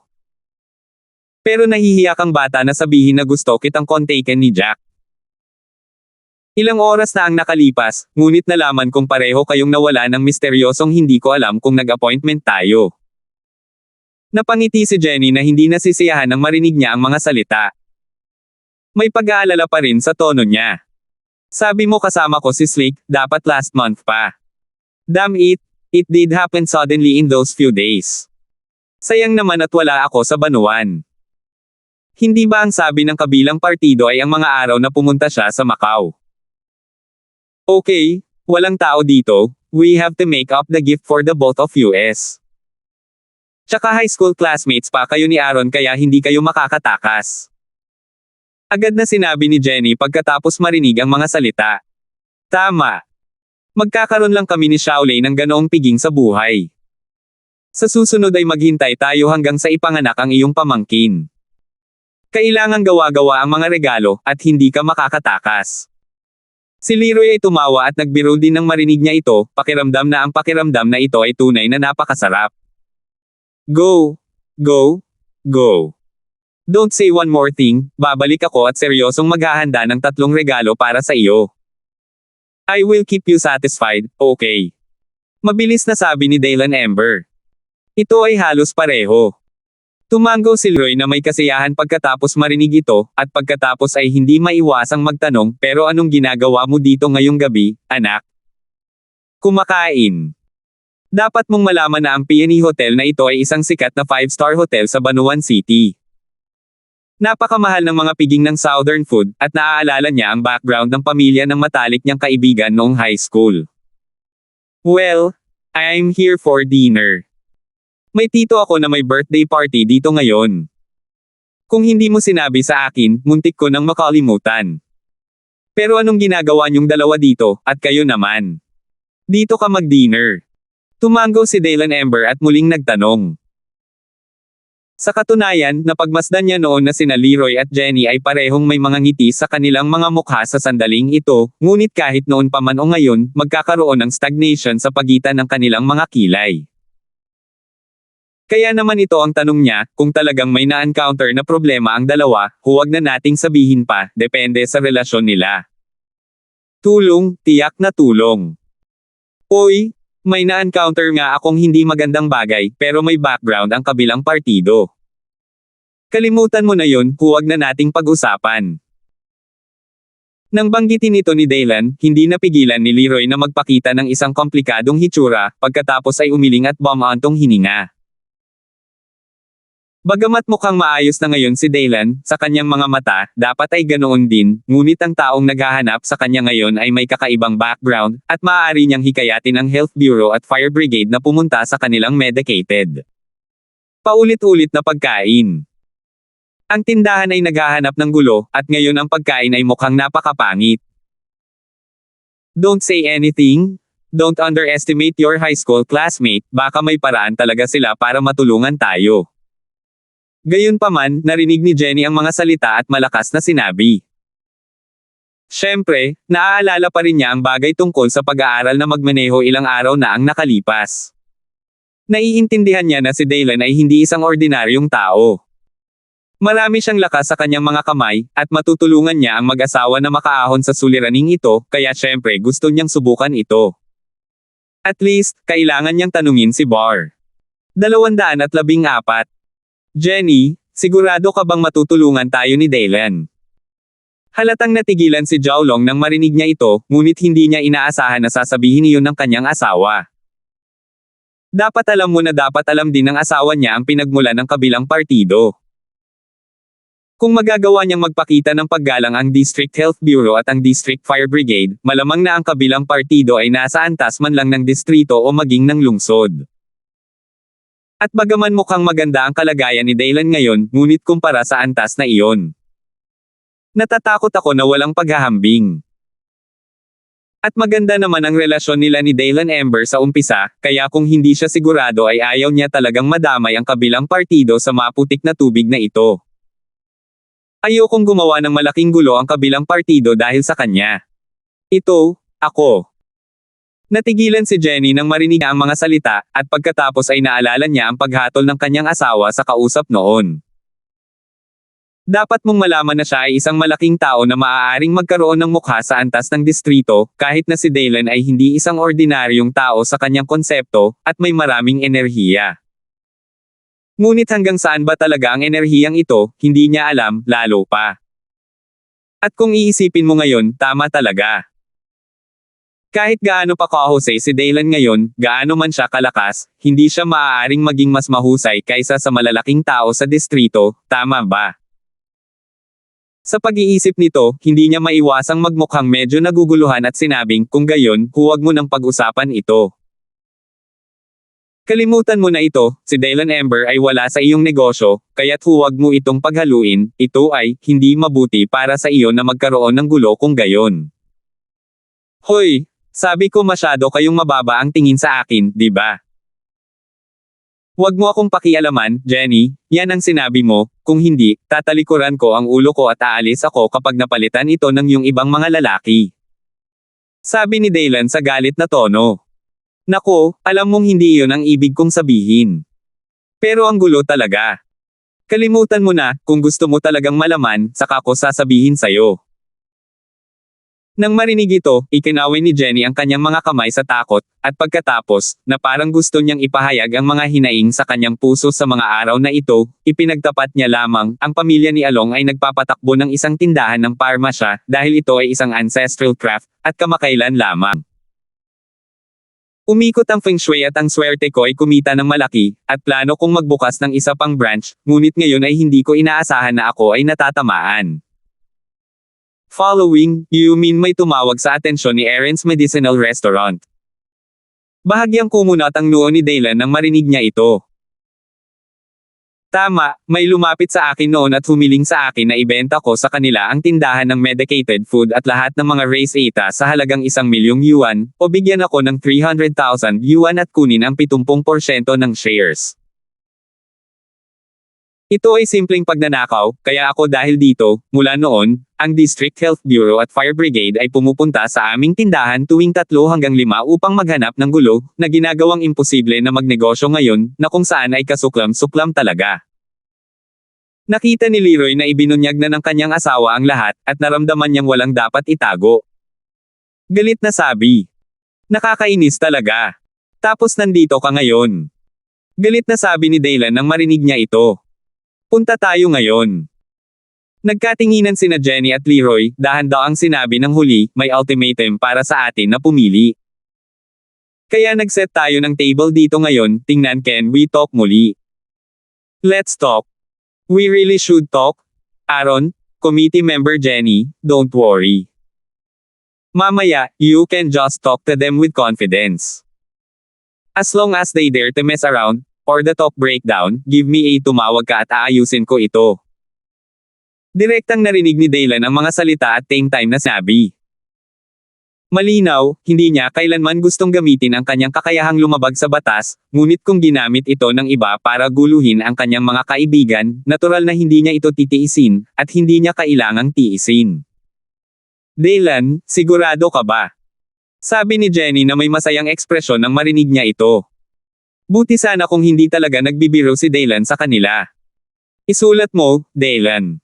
Umakyat muna tayo kung may mangyari mamaya. Tatawagan kita. Malinaw, hindi naniwala si Leroy kay Dylan matapos marinig ang tonong iyon. Pagkatapos ng lahat, sa kanyang opinyon, ang kabilang partido ay may impluwensya sa antas ng distrito, at hindi ito isang bagay na maaaring malutas ng basta-basta. Kaya ayaw niyang ipagpilitan ng matalik niyang kaibigan noong high school ang sarili sa gulo dahil sa sarili niya. Hindi naman talaga kailangan. Nang makita ang eksenang ito, natural na alam ni Daylan Ember sa kanyang puso kung ano ang iniisip ng kanyang mabuting kaibigan mula sa high school, at hindi niya maiwasang bigyan ng kulay si Jenny. Biglang nagising ang huli, kumurap ang mga mata, at sumenyas na alam na niya. Kailangan kong sabihin na mas handa siyang magtiwala kay Daylan kung ikukumpara. Dahil pagkatapos ng maraming taon ng pag-unawa, ang kabilang partido ay tila hindi ang uri ng tao na nagsasalita ng malaki. Kaso, aakyat muna ako. Remember to call me if you have anything. Sumunod naman si Daylan Ember at sumakay sa elevator. Sa isang malaking pribadong silid sa mataas na palapag ng Peony Tower, si Raisin at Carol Yang ay tahimik na naghihintay sa labas ng pinto. Malinaw, bagamat nalaman niya mula kay Raisin na napakalakas ni Daylan Ember, kailangan niyang humanga na ang kabilang partido ay nang ahas na malate ng basta-basta kapag nakakakita ng ganoong mahalagang okasyon ngayong gabi. Sure enough, pambihira talaga ang matatawag na kapatid ng boyfriend niya. Nakakabigla. Kuya Daylan, nandito ka na. Si Raisin, na biglang nakatayo sa tabi niya, ay sumalubong sa elevator na may maayang ngiti. Si Daylan ang sa wakas ay dumating. Bakit ka nandito? Pasensya na, nagsimula akong makipagkita sa dalawang matandang kaklase sa ibaba, at naantala ito ng ilang sandali nang hindi napapansin. Nakita ni Daylan sina Raisin at Carol Yang na naghihintay sa kanya sa labas ng pribadong silid, at medyo nahihiyang ngumiti. Pag-abot sa harap, nakipagkamay siya sa kanila. Saan, Kuya Daylan? Kung makakapunta ka ngayong gabi, tiyak na masayang-masaya ang tatay ko ngayong gabi.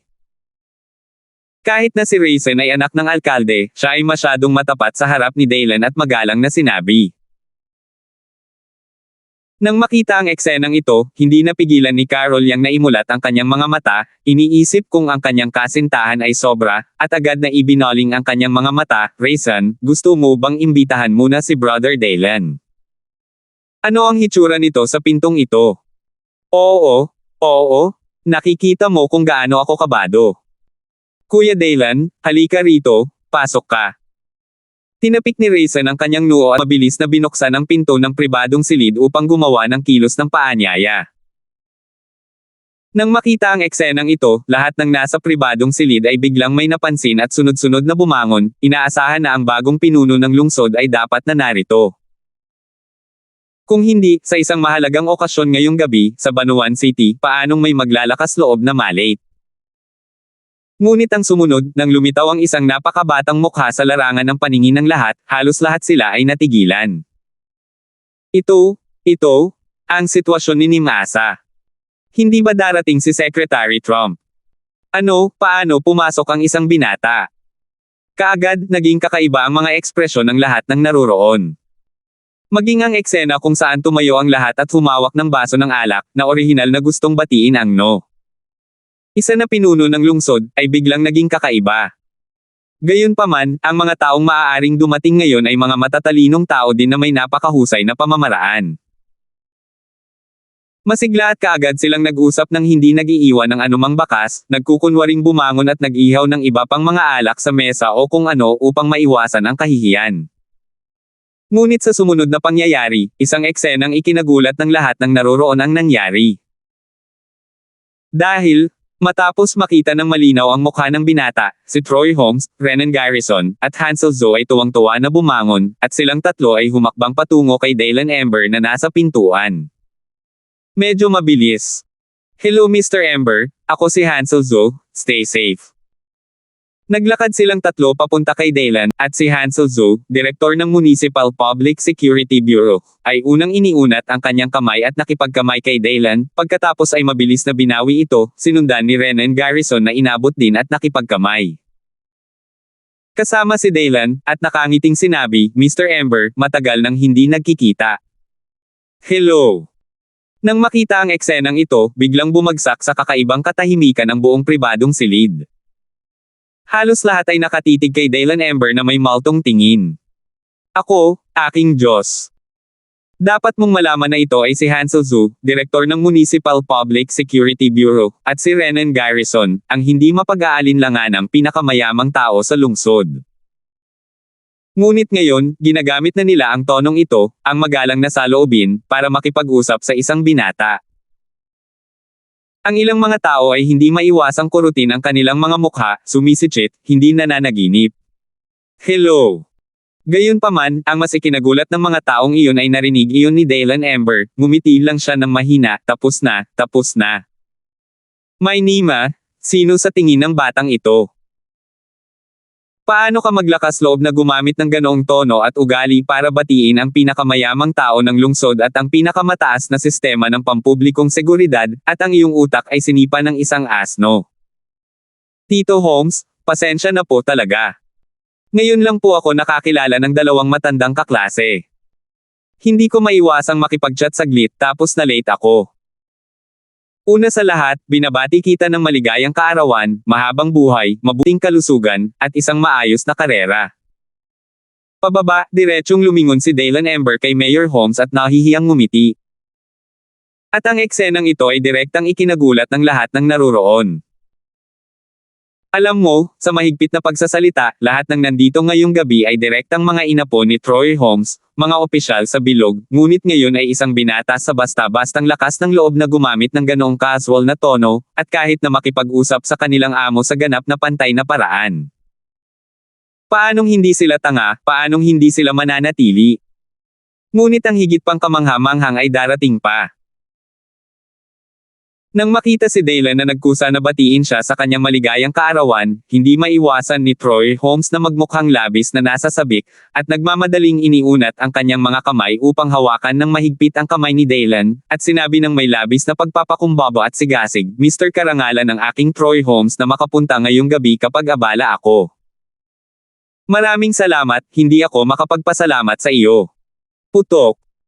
Hindi ko alam kung sino ang hindi sinasadyang natamba ang isang baso ng alak o ilang metal na kagamitan, ngunit walang nagmamalasakit dito ngayon. Ako, Diyos ko, ano ang nakita nila sa sandaling ito? Nang makitang naruroon ang punong amo ng lahat sa kanila, ang pangalawang pinuno ng Banuan City ay napakakumbaba at masigasig sa harap ng isang binata. Anong uri ng karangalan ang lumabas? Ngayon lahat ng naroroon, lalo na si Mayor Troy Holmes at ang direktang inapo ni Holmes, ay hindi napigil ang manginig. Ang kanilang mga mata ay nahulog sa batang muka, sinusubukang alalahanin ito. Biruin mo, kahit ang mga paa nila ngayon ay nag-iisip, siguradong galing sa langit ang binata sa kabilang banda, at hindi nila ito maiisip sa antas na ito. Huwag mo lang pukawin ang kabilang partido nang hindi maipaliwanag sa hinaharap, hindi mo dapat pukawin ang ganitong uri ng tao, ganap. 215. Ako, aking Diyos. Malinaw, ang isa na pinakahanga ng lahat ng naroroon ay walang alinlangan na kasintahan ni Raisin, si Carol Yang.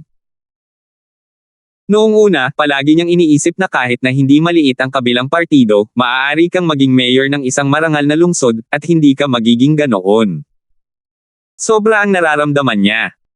Pero ngayon, alam na niya na hindi naman sa sobrang respeto ng boyfriend niya sa isa't isa, pero dapat lang naman.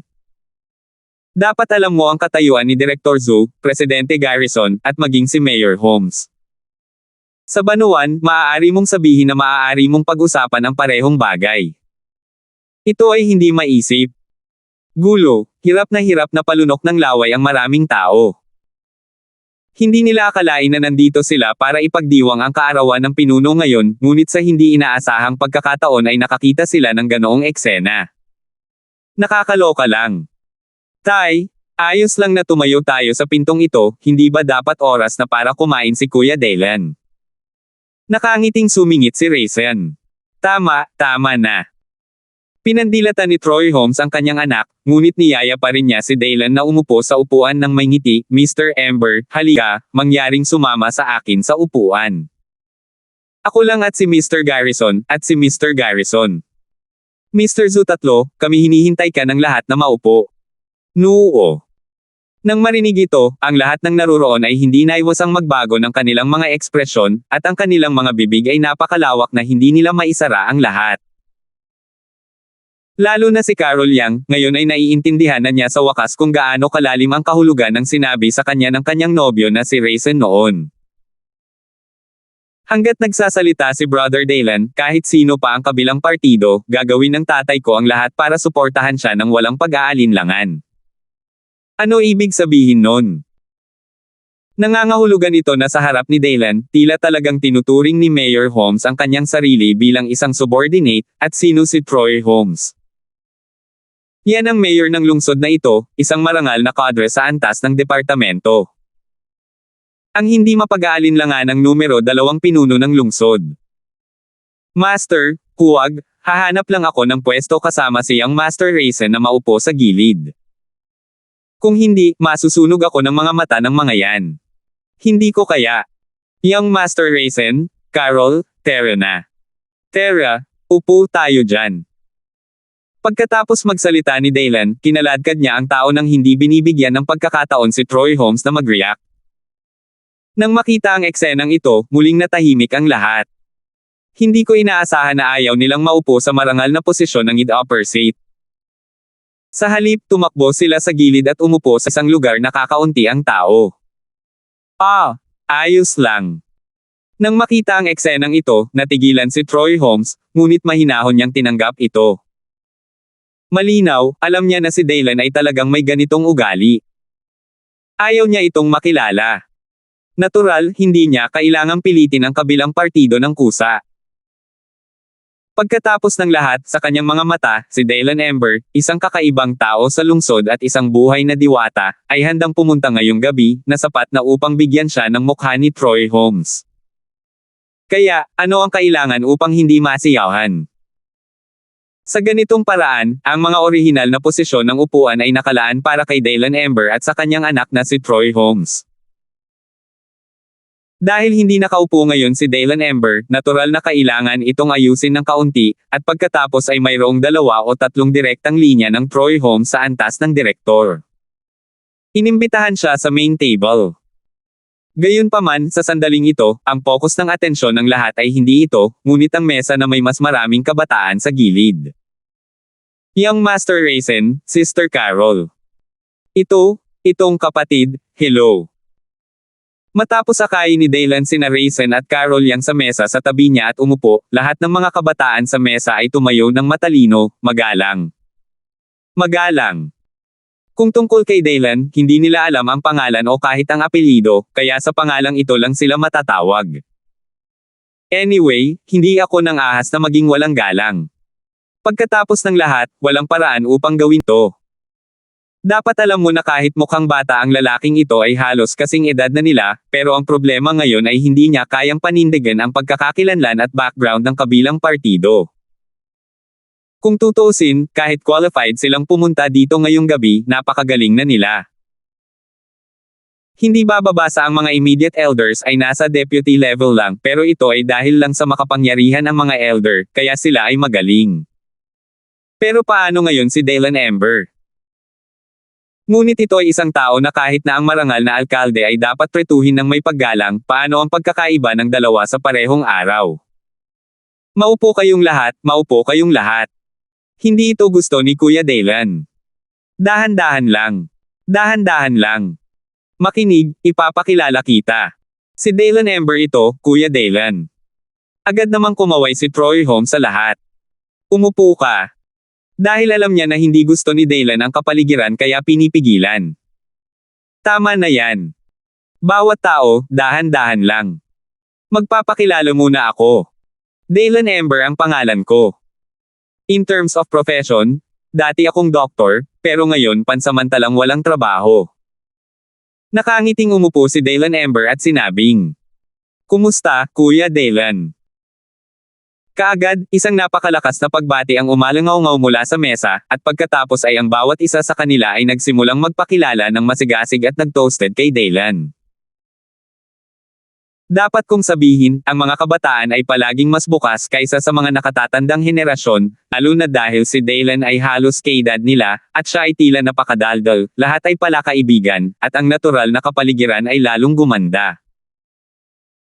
Tungkol naman sa Infinite Self-Introduction ni Daylan Ember, ang lahat ay pansamantalang walang trabaho, na natural na binabaliwala ng mga ito ng automatiko at ganap. Biruin mo, mahalaga ba kung ang isang malaking tao sa ganitong antas ay may karera? Pagkatapos ng 3 round ng pag-inom ng ganito, biglang itinaas ni Daylan ang kanyang baso ng alak kina Raisin at Carol Yang at sinabing, "Young Master Raisin, Carol, para maging patas, sa palagay ko ay bagay kayo, at narinig ko iyan ngayon lang." Ang tatay ni Carol ay pinuno pa rin ng departamento ng organisasyon ng lungsod. Tama nga, ang ama ni Carol ay ministro nga ng organisasyon ng lungsod, at maganda ang relasyon niya sa aking ama. Nagkataon na nasa probinsya siya ngayong gabi, at nakalimutan niyang ipaalam ng maaga. Basta. Sa pagsasalita tungkol dito, huminto siya sandali, ngunit hindi niya maiwasang biglang ngumiti at sinabing, "Ngunit si Tio Yang ay mukhang lubos na nasisiyahan sa akin, kaya kung walang mangyari, sa loob ng ilang araw, dapat akong magpadala sa iyo ng isang imbitasyon sa i-post ito, at mangyaring pumunta at tingnan kung libre si Brother Daylan." Ba? Anong kalokohan ang pinagsasabi mo? Sinong medyo kontento na sayo? Hindi napigilan ni Carol Yang ngunit nahihiyang gumanti nang marinig ang mga salita, iniunat niya ang kanyang kamay at pinisil ang baywang ni Raisin, at ang huli ay napabuntong hininga sa sakit. Nang makita ang eksenang ito, tumawa si Daylan at napakasayang sinabi, "Inimbitahan ako ni Young Master Raisin ng personal, syempre kailangan mong magligtas ng mukha. Direktang makipag-ugnayan sa akin sa oras na iyon." Salamat, Kuya Daylan. Hindi napigilan ni Troy Holmes na matuwa nang marinig niya ito, at nagpasalamat kay Daylan. Biruin mo, kung papayag si Brother Daylan na pumunta sa kanyang engagement banquet o wedding banquet, tiyak na napakahabang mukha at mahabang mukha nito. Siyempre hindi niya maiwasang matuwa. Nang makita ang eksenang ito, kahit na medyo nahihiya si Carol Yang at hindi nagsasalita, nang marinig niya ang pangako ni Daylan, hindi niya maiwasang mapangiti sa kanyang mga kilay. Salamat. Kain muna kayo. Pupunta ako at mag-toast kay Uncle Holmes ng isang baso ng alak. Kinawian ni Daylan Ember ang kanyang kamay, itinaas ang baso at tumayo sa mesa. "Tito Holmes, bibigyan kita ng toast. Sana ay good luck at mahabang buhay, at magandang kinabukasan." Sumunod si Daylan sa main table at nag-toast kay Troy Holmes. "Salamat Mr. Ember, salamat Mr. Ember." At nang makita kong si Daylan ay talagang lumapit sa kanya upang mag-toast kasama niya, si Rao ay si Troy Holmes ay tao rin, at ngayon ay medyo nasasabik din siya at hindi mapigilan ang sarili, sapat na uminom ng isang malaking baso, at pagkatapos hawakan si Daylan, ininom niya ito. All the way? Ngayon? Isang karangalan na magkaroon ka, Mr. Ember, na parangalan ka. Ito ay isang karangalan.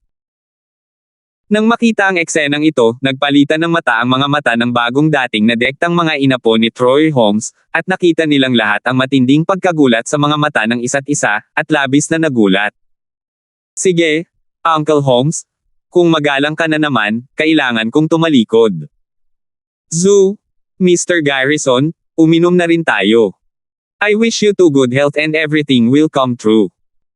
Nagkunwari si Daylan Ember na hindi nasisiyahan kay Dow, itinaas ang baso ng alak at nag-toast sina Hansel Zo at Renan Garrison.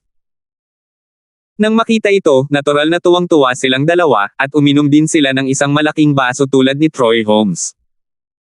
Pagkatapos noon, may mga direktang inapo ng mga nasasakupan ni Troy Holmes. Ngunit hindi sila nang ahas na igalang sila ni Daylan, kaya tumayo sila at nag-toast kay Daylan, napakasigla. Si So and So, si Daylan Ember ay, nag-aatubili, ay itinuring na isang toast, at ngumiti siya at bumalik sa mesa sa tabi niya na may dalang isang baso ng alak upang kumain. Ito ay nangyari na siya ay medyo gutom ngayong gabi, at hindi siya nag-abala na mag-alala tungkol sa iba pang mga bagay. Kumain muna siya. Kasabay nito, nasa kotse ang isang tiyak na pinuno ng Banuan City. Si Trump Kan, ang pangalawang henerasyon ng pamilya Trump sa Beijing, ay pangatlong anak din ng matanda. Noong una, nagtrabaho siya noon sa Ministry of Land and Resources ng Beijing. Nang maglaon dahil sa isang matandang kasabihan, pumunta siya sa Banuan at naging kasalukuyang kalihim ng Banuan City. Daylan Ember. Kaya nga, hindi nakakagulat na iminungkahi ni Luther na payagan akong pumunta sa Banuan, mayroon talaga itong malalim na kahulugan. Sa mga sandaling ito, kakasagot pa lang niya ng isang tawag sa telepono, ngunit hindi niya maiwasang mapabuntong hininga na may halong emosyon sa kanyang mukha. Ang matandang babae ng pamilya mo ay pupunta sa Banuan upang magpatingin sa doktor ng personal. Siguradong malaking event ito, at ito rin ang hinihintay niyang pagkakataon. Malinaw, kung magagawa niya ito ng maayos, tiyak na pahahalagahan siya ng pamilya Moon at maging ni Ginang. Moon. Sa oras na iyon, natatakot ako na walang makaalala sa kanyang sakripisyo at kontribusyon kay Zaiden. Pakiusap, ang matanda ay parang salamin sa kanyang puso, paano niya ito makakalimutan? I have to say, tama talaga ang taya niya this time.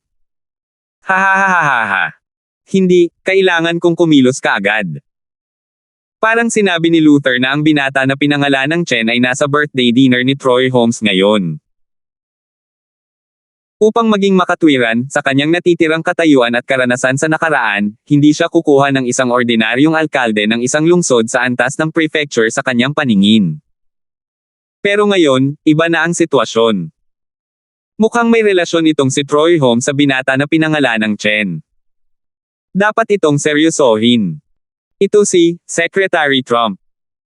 Ang sekretarya ni Troy Holmes, si Chen Xiangrong, ang sumagot ng telepono. Nang makita niya ang caller ID ay halos hindi na siya nabigla. Ang tawag talaga ng lolo na ito, at walang pag-aalinlangan, agad siyang pumunta sa tabi ni Troy Holmes at bumulong, Mayor Holmes, Secretary Trump, tumatawag si Secretary Trump. Secretary Trump. Narinig ni Troy Holmes na medyo lasing siya noong una, ngunit agad siyang nagising at medyo nagulat. Kakaiba, hindi ba laging minamaliit siya ng lalaking naparachute mula sa kabisera bilang isang lokal na opisyal? Bakit ngayon niya lang tinawag ang sarili niya? Alam kaya niya ang nangyari ngayong gabi? Pero hindi tama, kahit alam ng kabilang partido na may birthday siya ngayong gabi, sa kanilang pagkakaibigan, hindi na kailangan. Hello? Secretary Trump? Ako si Troy Holmes, mayroon ka bang mga tagubilin? Pero kahit na maraming bulungan sa kanyang puso dahil sa nakainom, sinagot pa rin niya ang telepono at pasigaw na sinabi. Ang ilang mga bagay ay isa, dalawa ay dalawa, ngunit hindi mo magugulo dahil lang sa umiinom ka.